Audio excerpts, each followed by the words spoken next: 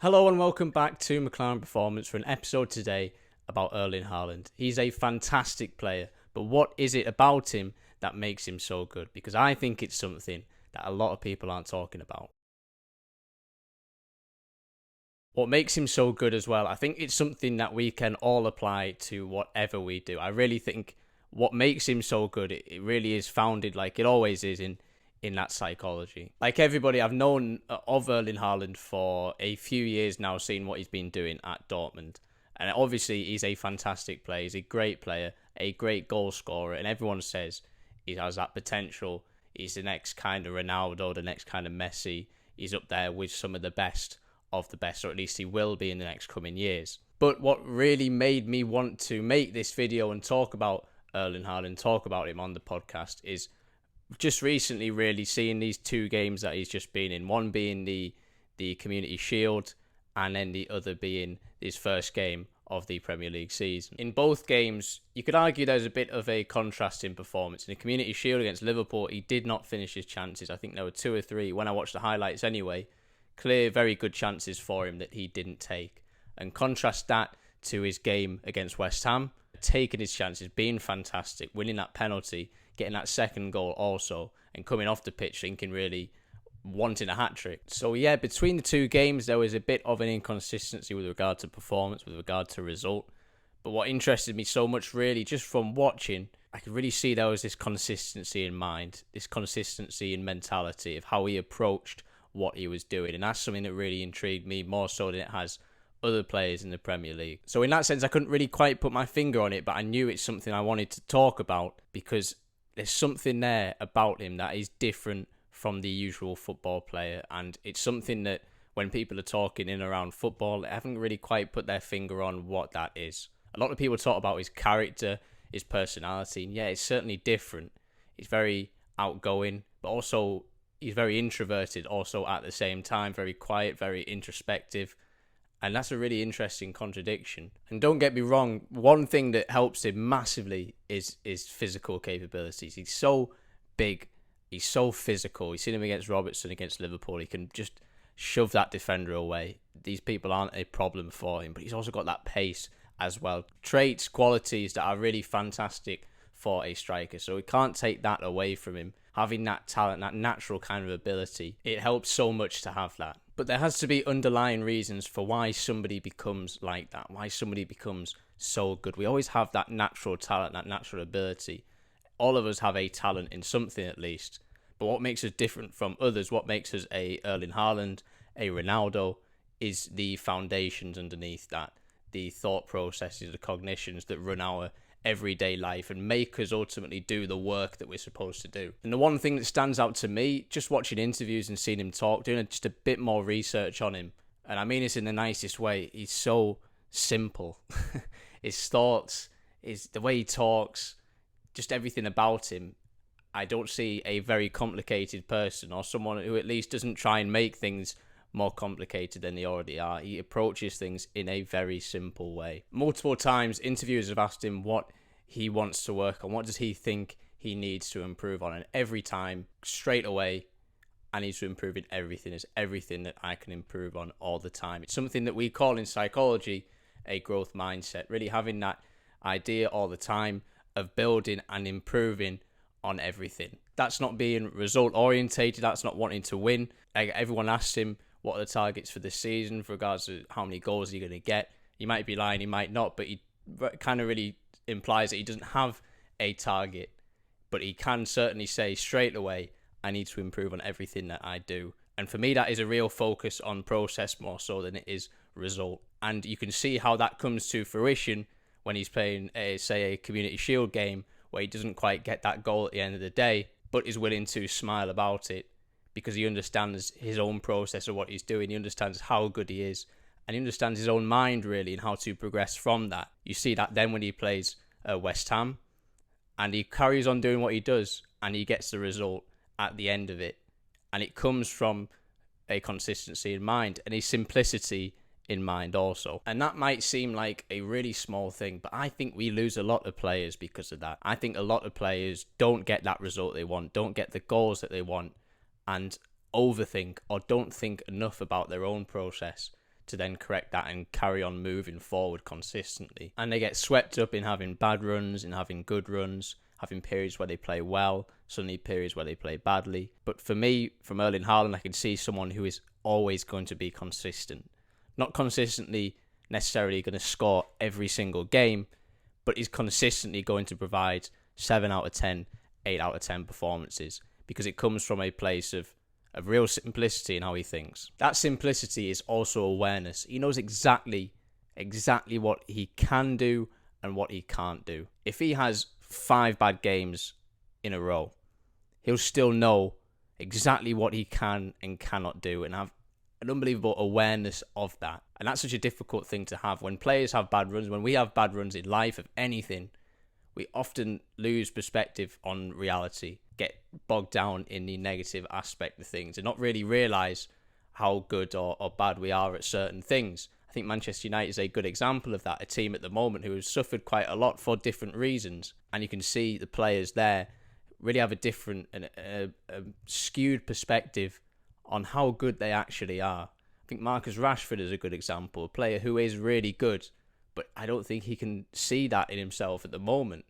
When anyone who knows football, I think, really can see that. And what you see there is a result at the end of the day where Rashford, yes, he's inconsistent, and Erling Haaland, of course, different abilities, but in their own right, one is more consistent than the other, and it stems from that awareness. One thing I like to see also, and I think is fantastic, something we don't see a lot of, he is someone who is clearly enjoying what he's doing and clearly enjoying scoring goals. I think another way of putting it is that he has that self-expression. You can see that he is expressing himself on the pitch. You really understand his character, who he is, whereas a lot of other players in the Premier League and in football in general, you can't quite see who they are as a person. But with him, you can very much see that all the time. You can also see his confidence in that also. When I see Haaland having fun, him being relaxed, him smiling, to me, it looks like someone, it's what we call in psychology arousal levels. It looks like he's really controlling those arousal levels. He's not too low, he's not too high, he's not getting down with everything that's going on. He's not getting too excited, too overly excited about getting so many goals. He's just keeping in that middle area all the time of being present and enjoying what's going on, enjoying being in the Premier League, enjoying playing at Man City, really being appreciative of everything that's happening to him. I also think a lot of us think that success is about very serious, very focused, being very driven, very boring, and trying to push yourself as much as possible to achieve what you want to achieve. And I think it's more so a balance, and I think Erling Haaland is a fantastic example of that. He is present, he's aware, he's confident, he's content in who he is and how he plays, but also has that understanding of how he can progress even more. I think that's a fantastic foundation to have, and it's something he's clearly had from a very young age. Looking at interviews with regards to him at academies when he was, say, 12, 14, it's a characteristic of himself that I think he's always had, and has really been his foundation for improving again and again. They never really expected him to be such a big player. He wasn't really the best player wherever he was, but what he did have was that personality and that work ethic and that ability to engage other people around him also. I think it's something interesting at City that he's fit in there so quickly, and he seems like he gets along with all the players so quickly also. And he's been often compared to Ronaldo, and he likes Zlatan as well, but he's certainly not that kind of character. I don't think he's very ego-driven like that. I think he's very much in the present, not trying to achieve all these great statistics, get all these goal records. I think he's very much in the present of being in a game, being in training, and trying to have fun, trying to do the best he can do, trying to figure out how he's working, trying to see what he is and is not doing. And this might all sound really simple, but I don't see it a lot.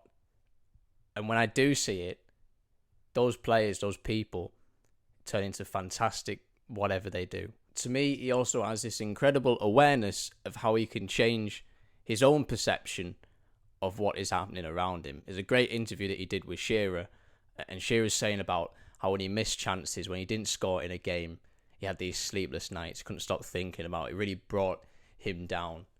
And I think he really expected Haaland to have that same attitude, but he had a bit of a different one. Haaland says it's something that happens all the time. He has that awareness that he's always going to miss chances. He's always going to have games in which he doesn't score, just like the Community Shield. What he says is it's motivation for the next thing. Whatever happens, that is motivation for what is going to happen next. And it's something we talked about before. It's about creating narrative that fuels yourself and one that doesn't actually drain you. So not scoring those goals that you want to score. Right, I really want to prove people wrong. I'm going to tell this story of someone coming from adversity to beat this bad run that I've had. So no matter what happens to him, it is motivation for what is next. Something very similar, and I've talked about Michael Jordan quite recently as well. Something that he does is interpret everything as competition, and everything is motivation for him to keep pushing and pushing all the time. And I think it's something very similar to Haaland, and something that a lot of these top athletes, these top people really share, is this shaping of their own narrative and shaping their own perception of what's happening around them to fit into something in which they then can become winners, not victims of a situation. Another thing I didn't know about Haaland, which to be fair I probably should have known about him considering that celebration that he does all the time, is that he's into meditation. And meditation's a tricky thing. I always try and advise it to athletes and people or anyone, and I understand its benefits a lot. It's always just a hard thing to sell though, because it's very based in this Eastern philosophy kind of thing within Buddhism and everything like that, so people don't really take it seriously. But really what meditation is, it's something in psychology that we call metacognition, which sounds really cool, but it's not that cool. It's just about thinking about how you think. So thinking about how you think in certain situations. So take Haaland, for example, in the Community Shield. He can think about how he's reacting to those situations and think about how he might want to change that perception or think about these things differently. But for him, it's, and like I talked about awareness, it's having that awareness of the negative thoughts and the things that are going to bring you down. When I talk about mind, action, result and that relationship, a lot of players, a lot of people don't have that awareness, that understanding of the factor of the mind and how that actually affects performance and results and everything like that. And that you can actually control how you think and how you perceive situations. And you can change that, change your actions and change your results. And that's something that Haaland definitely has an awareness of. He definitely thinks about how he thinks. He sits, he lets thoughts flow through his mind and he identifies them, lets them pass, and he just has that awareness that that's not a thought that I want to stick with. That's something that would take me down a bad path. And it's fantastic, really. Something every player should have. He has this holistic approach. He understands the tactical, understands the mental, he understands the social, he understands the technical, he understands every aspect of his game, of himself. And that makes for a fantastic player. There's a fantastic quote from him, and it really sums up what he thinks about meditation, all these things. What he says is that he thinks about not thinking too much. And that's really a lot of what psychology is and what I do. We talk and understand our thinking and understand that it shouldn't be too much. It should be simple. What's the simple thoughts you can have in your mind, the consistent thoughts you can have in your mind that lead to consistent performance? And Haaland has that aim in every game. He says it himself. He wants to have the same mentality going into every game. So it is a blank slate going into the next game, regardless of what happens. Don't finish any chances in the Community Shield. Blank slate. Think about those thoughts. Make sure you don't attach anything to them. Keep consistent your own thoughts going into the next game. Look at what you did and didn't do. Try and work on that in some way. Then go into the next game. First game of the season, doesn't matter. It's still 90 minutes on a pitch playing football. Do the same thing. Do the same work. Keep consistent in mind and score 2 goals. And then carry on for the rest of the season. I think that's it. And yes, he has this physical ability. He's naturally talented. But that is something that we can all apply to what we do, in whatever field it is. And it's something that's obviously made him progress much further, much quicker than a lot of other players.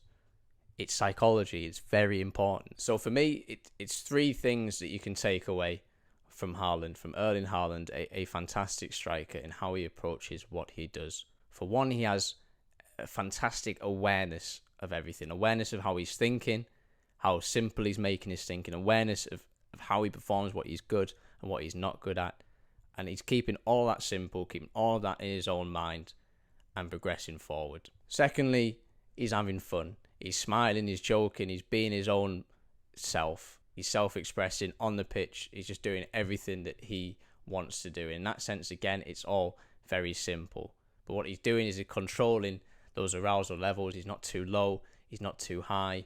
He's being aware. He's being present. He's not attaching too much to external things and just enjoying the moment for what it is. And lastly, there's that use of meditation. Having that awareness of your own thoughts, being able to sit and see and understand those negative thoughts that you do have and not attaching anything to them. And with that, like we talked about, keeping that simplicity in mind. He's ultimately able to shape how he thinks, change how he thinks, and have that mean that he consistently performs on the pitch despite the results, despite the amount of goals he gets or doesn't get. Generally, I think Erling Haaland in the Premier League is just a perfect example, really, of psychology in football and what it means to understand how you think and how you work and how, over the long term, that means you become better and better. However, another reason why I love Haaland is because he's such a good asset on FPL. And that is my transition into talking about FPL Gameweek 1, looking at my team,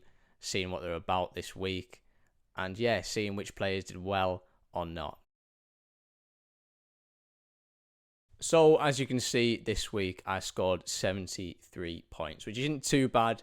It's above the average. It's actually not that bad at all, actually, above 57 points. It puts me in the league, I think, about 16th, which isn't too bad. A lot of people doing better, but it's definitely a lot more people doing worse. And yeah, it's not too bad a start. A lot of players did well that I thought would do well, but a few really dropped off that I thought maybe they weren't such good choices. My strength this week was definitely my defence. Having those defenders really in the top 6 was a good choice, and just really a lot of clean sheets. Kept Ramsdale obviously keeping a clean sheet against Palace, James doing the same, Cancelo doing the same, Trippier doing the same. Also, the only player to let me down was Alexander-Arnold, having Liverpool having a strange game against Fulham. I only managed to catch a bit of it, but Fulham really did look good, really attacking, and Liverpool looked completely off their game entirely. 2-2 was really a good result for them at the end of the day, considering how much they were struggling in that game. Despite Liverpool not doing well, unsurprisingly, Salah still did fantastic, getting me 12 points this week. Obviously, I had him as captain, so that's 24 points as a whole. Compared to the rest of my midfield, he's done fantastic, because everywhere else, nobody's done anything. Neto, I didn't watch him, and I don't know too much about what he did. I'll still be keeping him in anyway at 5.5, especially just for next week to see what happens with him. Luis Diaz in that Liverpool game, he's doing okay. I think it's not much to judge on yet. Didn't really make a lot of chances. We'll see how he goes. But Rashford, being at the game, watching the Man United game, he really did not have that many chances. He had one chance one-on-one with the keeper, didn't make anything of that. He had another chance also, but that was offside. And other than that, I really didn't see much of him on the ball. And I think Brighton did set up well defensively and nullified quite a lot of Manchester United's attack. So he didn't really get to see a lot of what he can do. But he has a lot to do next game week, because if he doesn't do well, then I really will be questioning other options, especially when Martinelli is now, I think, 0.4 cheaper than Rashford. And he's someone who looks like he's doing very well at Arsenal at the moment and will probably get me a lot of points for a lot cheaper also. But Martinelli doing well that game. Jesus, for me, didn't do too well. Apparently, he did look good. He did have a lot of chances. It might just have been one of those games where none of those chances really came off. So I will still be sticking with him, especially as a lot of players still own him as well. But Haaland, just like we talked about, had a fantastic game against West Ham.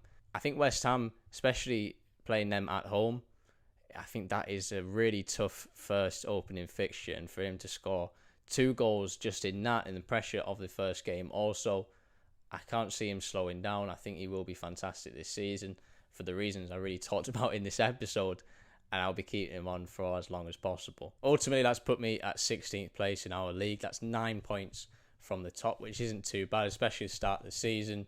There's still a long way to go. Not a bad start. A few changes that I would like to make, but let's see who won the league this week. I think I'll probably do this every week. Whoever has the highest scoring team that week, I will talk about them on an episode of the podcast and talk about their team and what they've done. I think that would be quite fun. So the winner this week with 82 points is James Yerkes. I know he's someone who supports the channel quite a lot. I've talked to him before. So thank you for that. Your prize is coming top of the league. Congratulations. You don't get anything for it. You just get the pride. The pride of coming the top of McClaren Performance League for 1 week. It's a fantastic feeling. It's one I'm sure that will stay with you forever. To be fair, it is the start of the season. Looking at it, it's not really a team that's far from my own.